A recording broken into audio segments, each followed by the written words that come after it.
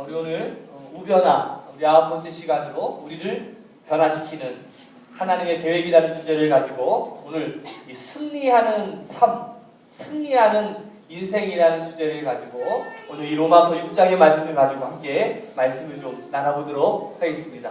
우리 옆 사람과 이렇게 인사해 봅시다. 참 잘 오셨습니다. 은혜 받읍시다. 우리 앞뒤로도 이렇게 인사합시다. 은혜 받아야 삽니다.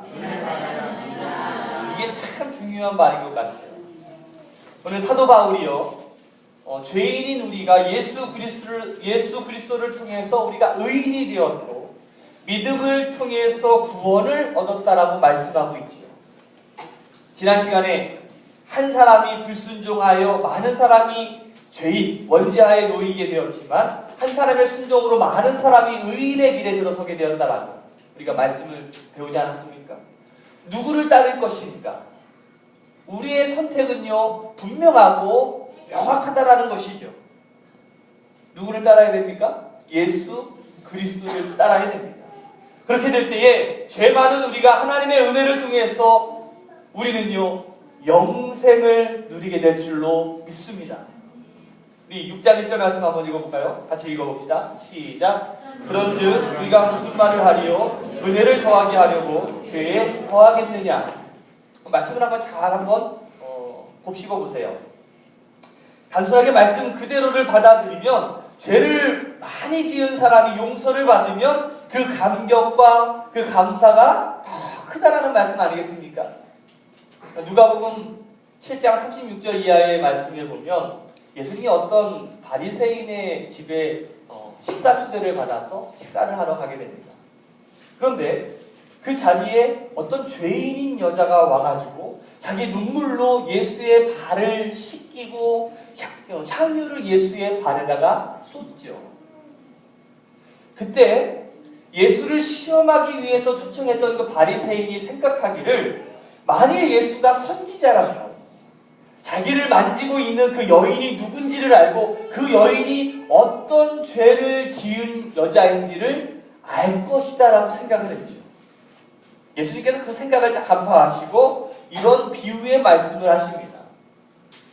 각각 500데나리온과 50데나리온 빚진 자가 있다는 거예요. 그런데 채권자가 두 사람의 그 모두의 빚을 탕감해 주었다는 거죠. 쉽게 말하면 5천만 원 빚진 자와 50만 원 빚진 자의 그 빚을 모두 없애 주었다는 것이에요. 그러면서 예수님께서 질문합니다. 누가 더 그 채권자를 사랑하겠느냐? 바리새인이 대답하죠. 당연히 많이 탕감받은 자, 500데나리온 빚진 자, 5천만 원 빚진 자, 그 사람이 탕감받은 자가 더 감사하지 않겠습니까? 그래서 예수님께서 이렇게 말씀하시죠. 너는 내가 이 집에 들어왔을 때 발 씻을 물도 주지 않았다. 그러나 이 여자는 내게 와서 눈물로 발을 씻기고 향유를 부었다라고 말씀하고 있어요. 그러시면서 사함받은 일이 적은 자는 적게 사랑하고 사함받은 일이 많은 자는 많이 사랑하느니라 라고 예수님께서 말씀하셨죠. 간단한 이야기입니다. 여러분들 복잡하게 생각하지 마십시오. 큰 죄인이었던 이 여자가 죄 용서함을 받고 은혜 가운데 나아가게 될 때 그 감격이 더 크다라는 것이죠. 그런데 이런 쉬운 말씀조차도요, 우리가 좀 뭔가 좀 악한 마음, 악한 생각을 품고 있으면 꼭 이 말씀을 이렇게 오해하고 비꼬는 사람들이 있어요. 심지어 하나님의 은혜와 축복까지도 논쟁거리로 만드는 그런 악한 자들이 있다는 거죠. 지금 우리 주변에도 이 말씀이에요. 죄가 많은 곳에 은혜가 넘친다라는 말씀을 가지고 이거를 시비거리로 삼는 사람들이 있습니다. 바울 시대에도 똑같은 사람들이 있었다는 거죠. 로마서 5장 20절 말씀 한번 읽어볼까요? 같이 한번 읽어봅시다. 시작. 율법이 들어온 것은 범죄를 더하게 하려 합니다. 그러나 죄가 더한 곳에 은혜가 더욱 넘친다니. 누가복음 15장에 보면 탕자의 비유가 나오죠. 둘째 아들이 아버지의 재산을 받아서 외국에 나가서 허랑방탕하게 다 써버리고 말았습니다. 그리고 거지가 되었죠. 그런 다음에 아버지가 생각나서 집으로 돌아왔습니다. 그러면서 아버지한테 이렇게 얘기하죠. 아버지요, 나를 아들로 여기지 마시고 품꾼 충분의 하나로 여기시옵소서. 저는 죽을 죄인입니다. 라고 고백합니다. 그런데요, 자기를 버리고 자기를 향해서 저주할 줄 알았던 아버지가 오히려 잔치를 베풀어 주시죠. 그리고 손에다가 금가락지까지 끼워주시고 있지 않습니까? 오늘 은혜입니까? 은혜가 아닙니까? 은혜지요. 이런 은혜를요, 용서하는 은혜라고 할 수가 있어요. 용서받는 은혜. 오늘 이렇게 집에 돌아왔던 탕자가 이제 아버지의 은혜를 깊이 깨닫고 아버지의 사랑을 깊이 깨달았으면 이제 앞으로 어떻게 살아야 돼요? 이제는 아버지께 효도하고 아버지께 순종하고 아버지를 더욱더 사랑하는 그 모습으로 살아가는 것이 마땅한 거 아니겠습니까? 이렇게 살아가는 은혜, 이제 내가 죄의 용서를 받아서 아버지와 더불어 함께 자녀된 축복으로 살아가는 이 은혜를 가리켜서 우리는 승리하는 은혜라고 할 수가 있는 거예요. 그런데 꼭 트집 잡기를 좋아하는 사람들이 이렇게 이야기하죠. 죄가 많은 곳에 은혜가 넘쳤다고? 그래? 그러면 죄진 탕자가 집에 돌아왔으면 이제 집에 돌아와서 용서를 받은 것이 은혜라면 이제 탕자가 또 은혜를 받기 위해서 집을 나가야 되겠네? 그리고 또 죄를 지었고 또 돌아와서 또 은혜를 받고 더 큰 죄를 지면 죄가 많은 곳에 은혜가 넘치니까 내가 더 큰 죄를 지으면 더 큰 은혜를 받겠네? 이렇게 생각하는 사람들이 있다는 거예요. 들어오면 은혜 받고 용서받고, 그렇죠? 나가면 또 죄 짓고, 그게 무슨 은혜야? 하고서 이 은혜를 조롱하는 사람들이 실제 우리 주변에 있습니다. 그러나 실제로 그렇게 살아가는 사람들이 어디 있겠습니까? 정말 탕자로 살아가다가 아버지께 돌아오고 난 다음에 당연히 우리가 충성과 효도를 다하지 아니하겠습니까? 한번 생각해 보세요. 자녀가 병이 들면요, 그 자녀를 향한 이 어머니의 사랑이 극진하지 않습니까? 근데 이 아이가 아프다고 생각해 보세요. 어머니가 얼마나 안타깝고 그러겠습니까? 그러니까 이 아이도 아프면 엄마가 나를 사랑하는 줄을 알아요. 그렇지만 내가 어머니한테 사랑받겠다고 일부러 병에 걸리는 사람이 있습니까? 그런데 문제는요, 우리의 삶이 용서받는 은혜로만 끝나고 말 때가 너무나 많이 있다는 사실이에요. 그래서 하나님의 은혜를 깨닫고 돌아온 사람들한테 물어보면 제일 좋아하는 찬양이 뭡니까? 라고 하면 이거예요. 전부 열지옵소서 손들고 옵니다. 손들고 왔어요. 그래서 하나님의 은혜를 받지요. 하나님의 사랑을 체험합니다. 그리고 나서 또 뭐해요? 또 죄 지으러 밖으로 나가. 그것도 어떻게 합니까? 또 하나님한테 한 방 얻어맞아가지고 또 손들고 와. 그치요? 계속 이 용서받는 이 은혜 안에서만, 그 틀 안에서만 살아가는 인생들이 얼마나 많이 있는지 몰라요. 여러분들이 용서받는 은혜만 체험하실 겁니까? 아니에요, 여러분들. 용서받는 은혜를 체험했으면 그 다음에 뭐예요? 승리하는 은혜를 체험하시기를 주님의 이름으로 축복합니다. 오늘 사도 바울은 로마서 6장 2절 말씀에 이렇게 말씀하고 있습니다. 뭐라고 말씀하고 있어요? 같이 읽어봅시다. 시작.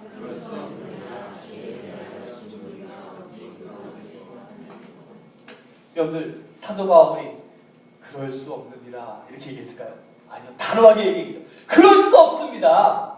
죄가 많은 곳에 은혜가 많다니. 그 말씀을 왜 오해하십니까? 그럴 수 없습니다. 죄에 대하여 죽은 우리가 어찌 그 가운데 다시 살아가겠습니까? 우리가 예수 그리스도의 은혜로 말미암아 믿음으로 구원을 얻었다면, 믿음으로 구원받고 난 다음 삶의 원리가 무엇이냐면, 우리가 어떤 삶을 살아야 되냐면, 먼저 우리가 내 자신이 이제는 하나님의 자녀로 여기면서 살아가야 된다는 사실을 믿으시기를 주님의 이름으로 축복합니다. 옆 사람한테 이렇게 인사해 보세요. 당신이 하나님의 자녀입니다. 이것을 깨달으면서 살아가는 인생이 승리하는 인생임을 믿으시기를 바랍니다. 탕자가 집에 돌아왔어요. 그는 이제 집 나간 자가 아니라 아버지와 함께하는 자입니다. 이제 이 아들의 삶이 집을 떠나서 허랑방탕한 삶을 살아가는 삶이 아니라 이제 아버지께 돌아와서 용서받고 새로운 삶을 살아가는 그런 아들의 본분을 회복한 삶이라는 것이에요. 그런데요, 한번 물어봅시다. 아마 3, 4년 정도 나가서 허랑방탕한 생활을 살았다면 그 몸에 그 허랑방탕한 삶이 습관이 배웠을까요? 안 배웠을까요? 배웠죠. 그러니까 이 탕자가 집에 돌아와서 용서를 받았다고 할지라도 하루아침에 그 삶의 습관이 바뀌기는 어려울 거예요. 왜냐하면 인간이요, 하루아침에 바뀌는 존재가 아니기 때문에 그렇죠. 하루아침에 바뀌는 사람들도 있어요. 성령의 은혜를 받아가지고 진심으로 정말 좀 성령의 강력한 카운트 펀치를 맞고서 정말 새로운 삶을 살아가는 사람들도 있지만 보통 대부분의 사람들은 그런 삶이 아니에요. 내가 하나님의 은혜를 입었어도 아직도 옛사람의 모습을 간직한 채 살아가는 사람들이 많이 있다는 거죠. 한번 보세요. 탕자는 마음은 지금 어디에 있어요? 아버지께 와 있어요. 근데 몸이 말을 듣지를 않는 거죠. 이럴 때 탕자가 해야 되는 일이 뭔지 아십니까? 무슨 일이 있더라도 혼자 있어서는 안 돼요. 무슨 일이 있더라도 누구 옆에 있어야 될까요? 아버지 옆에 있어야 돼요. 잘 생각을 해보세요. 이 아버지 옆에 있어야지만 그래도 다른 길로 가려고 할 때 정말 잡아줄 수 있는 사람이 생기게 되는 것이에요. 아버지의 잔소리를 들어가면서 아버지와 계속 동행하면서 순종하면서 나아갈 때에 그의 인생이 변하게 될 줄로 믿습니다. 구원 이후의 삶은요, 아버지와 동행하는 것이에요. 이것을 우리가 신학적인 용어로 성화라고 부르는 거죠. 성화는요, 하루아침에 이루어지는 것이 아니라 아버지와 동행하는 삶 속에서 이루어지는 것이에요. 로마서 6장 3절에서 8절까지의 말씀을 보면 합하여, 함께, 연합한 자 이런 말씀이 무려 9번이나 나오고 있어요. 자, 이 로마서 6장을 성화의 장이라고 부르고 있는데 이 말이 무슨 말입니까? 구원 이후의 삶은 끊임없이 하나님과 내가 연합하면서 함께 동행하는 삶이 우리의 성화의 삶이라고 이 성경은 말하고 있는 것이에요. 연합하면서 내가 어떻게 살아가는 거예요? 끊임없이 내 안에 정말 잠재하고 있는 그 욕망들, 정욕들을 제거하면서 살아가는 것. 그러면서 하나님의 뜻대로 살아가는 것. 그것을 우리가 성화의 삶을 살아간다라고 하는 것이죠. 그런데 저 유명한 성 어거스틴이요, 이제 예수님을 믿고서 회심을 하게 되잖아요. 전에 이 성 어거스틴이요, 성자 붙은 게 사실 부끄러운 사람이었어요. 정말 방탕한 삶을 살았던 거예요. 이제 회심하고 나서 새로운 삶이 된 이 어거스틴이 이제 길을 가다가 옛날에 함께 좀 놀았던 여인을 만나게 됩니다. 오늘날로 말하면 나이트클럽에서 함께 만나서 놀았던 여인을 만나게 된 거죠. 어거스틴이 못 본 채 하면서 그냥 지나가려고 하니까 그 여자가 막 쫓아오는 거예요. 아니, 저기요, 저 몰라요? 나요, 나 말자. 그러자 어거스틴이 이렇게 말하는 거예요. 너는 말자지만 나는 이제 내가 아니다. 한국에도 실제 그런 일이 있었습니다. 여러분들 그 유명한 깡패로 유명했던 김익두 목사님 아시죠? 그 목사님이 회개하고 이제 구원을 받은 다음에 제일 먼저 한 일이 뭐냐면 자기의 그 장인 어른에게 김익두 사망이라는 부고장을 보냈어요. 얼마나 그 장인의 속을 썩였으면 제일 먼저 내가 그 은혜 받고 회심한 다음에 옛사람 김익두는 죽었습니다. 그 부고장을 보냈겠어요. 여러분들, 그리스도인의 새로운 승리의 삶은요, 내가 예수 그리스도를 믿음을 통해서 나의 옛사람이 이제는 죽어버리고 이제 내가 새로운 사람이 되었다는 것을 선포하는 것이에요.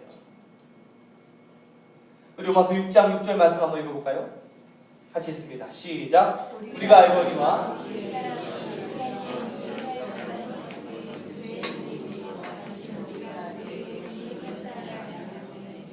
아멘. 우리는 더 이상 죄인이 아닙니다. 우리의 죄는 저 예수 그리스도의 십자가와 함께 이미 다 죽어버린 거예요. 이거를 믿으시기를 주님의 이름으로 축복합니다. 로마서 6장 11절에 이렇게 말씀하고 있어요. 이와 같이 너희도 너희의 자신을 죄에 대해서는 어떻게 해요? 죽은 자니 그리스도 예수 안에서는 하나님께 대하여는 살아있는 자로 뭐하래요? 여길지어다. 이 여기다라는 말을 좀 중요하게 우리가 봐야 되는데 이 여길지어다라는 단어, 이 여기다라는 이 단어가 저는 이렇게 생각할 수가 있을 것 같아요. 제가 대학교 다닐 때 제가 운동권에 좀 속해 있었을 때 이 운동권에 가면 끊임없이 의식화 교육이라는 것을 시킵니다. 운동권에 있어 봐주셨던 분들은 다 웬만한 거 알 거예요. 지금 북한에 가도요 항상 일주일에 한 번씩 의식화 교육을 시킨다라고 하는데 이 의식화 교육이라는 것이 뭐예요?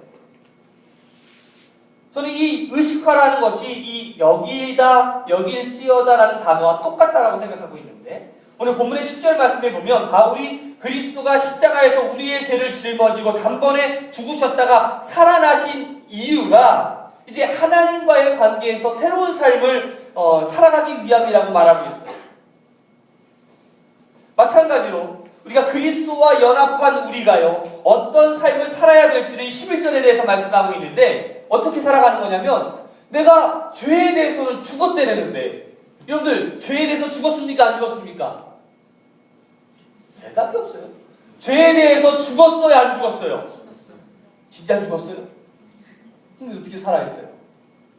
우리 지금 숨 쉬고 있잖아요. 이 말이 무슨 말입니까? 실제로는 죽지 않았지만 죽은 것으로 뭐 하라는 거예요? 여기라는 거예요. 내가 지금은 살아있지만 내가 살아있는 내가 이제는 내가 아니라는 거죠. 옛 김태우는 죽었다는 거예요. 예수 그리스도의 십자가와 함께 옛사람 김태우는 죽었고 이제는 예수 그리스도의 은혜로 새사람 김태훈이 살아났다는 거예요. 여러분들 옛사람들이 다 죽으셨습니까? 그 옛사람들을 좀 죽이시기를 주님의 이름으로 축복합니다. 근데 끊임없이 전에 우리 만드기 시리즈라고 유행했던 것이 있잖아요. 끊임없이 나와 달라붙어 있는 그 만드기 귀신. 이것처럼 내 옛사람, 내 김태훈 귀신이 끝까지 나를 붙잡고 늘어질 때가 있어요. 이게 뭐예요? 마귀예요, 마귀. 끊임없이 우리를 끊임없이 붙잡고 넘어지려고 하는 그 악한 세력들이 우리 가운데 있다니까요. 여러분들 과감하게 끊어야 돼. 그러니까 여러분들 자꾸 누구랑 어울려야 되냐면 믿는 자들하고 자꾸 어울려야 돼. 혼자 있지 마세요. 혼자 있으면 사람은요 연약해지게 되어 있어요. 외로워지고 막 자꾸 죄 짓고 싶은 생각들이 많은 거예요. 그러니까 여러분들 한번 생각해 보세요. 죄 짓고 싶은 마음이 막 들어 정말 막 성질이 나려고 할 때 내 가운데 막 정욕의 막 그런 것들이 우러나올 때 어떻게 얘기해야 되는 거예요? 난 죽었어. 이렇게 고백할 수 있는 여러분들이 되시기를 주님의 이름으로 축복합니다. 거지와 왕자의 예화를 아십니까? 어느 날 임금이 다리 밑을 지나다가 거지 소년을 보았는데 그 거지 소년이 꽃거지였나 봐요. 꽃거지 아시죠? 아주 잘생긴 거지였어요. 마음에 들었는지 그 거지를 왕궁으로 데려다가 많은 사람들 앞에서 이렇게 선포합니다. 이제부터 이 아이를 내 양자로 삼겠다. 갑자기 거지가 뭐가 된 거예요? 왕자가 되어버렸죠. 그 순간부터 이 거지는 이제는 새로운 왕자로 새로운 삶을 살게 되었습니다. 그런데 시간이 지나서 이제 잘 시간이 되는데 갑자기 이 왕자가 막 대궐 밖으로 막 뛰어나가는 거예요. 막 신하들이 가가지고 막 잡습니다. 아니 왕자님 왜 밖으로 나가십니까? 저는 원래 거지라 다리 밑에서 자는 게 편해요.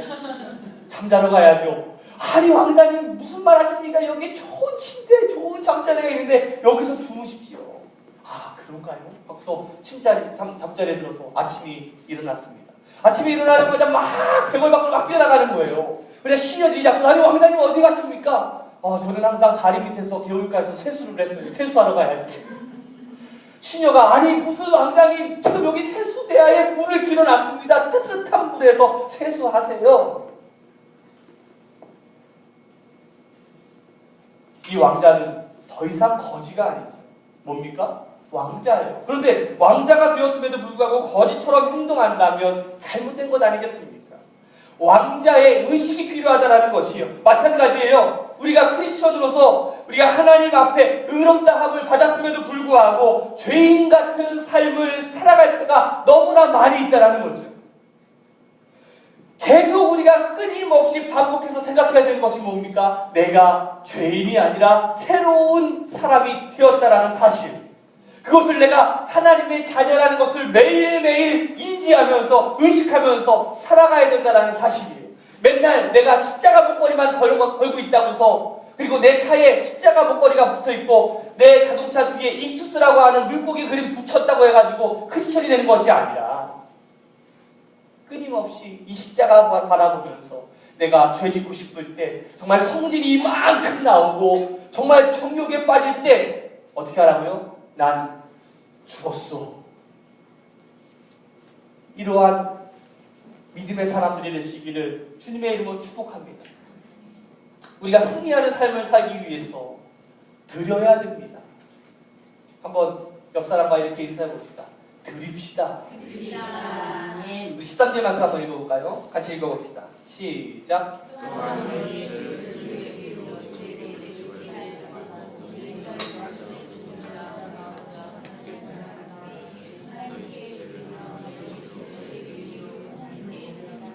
아멘.